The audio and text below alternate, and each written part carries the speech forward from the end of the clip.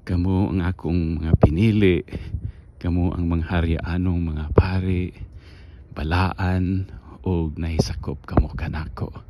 Unang libro ni Pedro, Kapitulo 2, versikulo 9. Gipay nung dumanta, nini maong versikulo nga kitang tanan, gitawag sa pagkapari, matambok, matag maniwang, babaeng malaki, LGBTQ, makasasala, mantag mga puutan, bata man kang matiguang, maayo man ka musulti, o magkapa-kapa sa public speaking, kitang tanan, walay gipili ang Ginoo. Sa pagpangalaga diha kaniya, kitang tanan gitawag sa pagkapari. Mao na nga naupat ka timaan sa pagkapari, according to sumala sa linya laray ni Jesus. Dili na to Melchizedek, kinaraan na to, dili na to mao. According na sa ato ang Ginoong Jesucristo mga timaan, upat ang gisgutan ni ining maong bersikulo nga unang una, gipili ta sa Ginoo, pinili ta sa Ginoo, bisan pa naabot ta sa atong sabakan, sa ato ang inahan, gipili na ta, nakahibaw na ang Ginoo kanato. Ikaduha, royal priest, meaning hari-anon.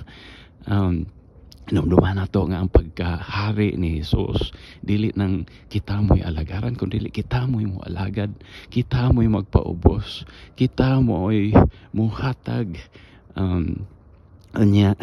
Ikatulod ini nga holy, mga balaan ta, maning kamot nga mamahimong balaan, mas puod, mas duol sa ato ang Ginoo, likayan ato ang sala.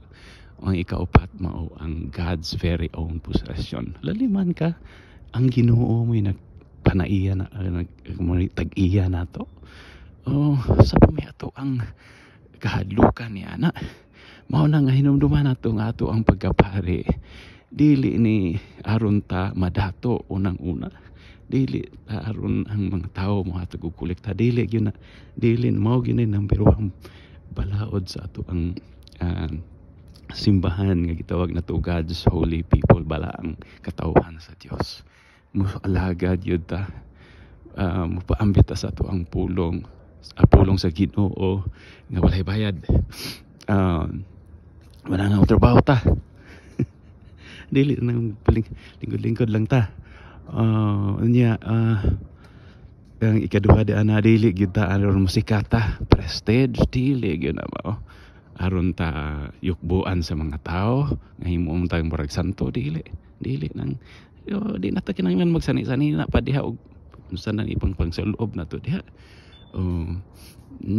Power nga aron makasugo-sugo ta, unsa na diyang influence na to, dili na mao ang gusto sa Ginoo.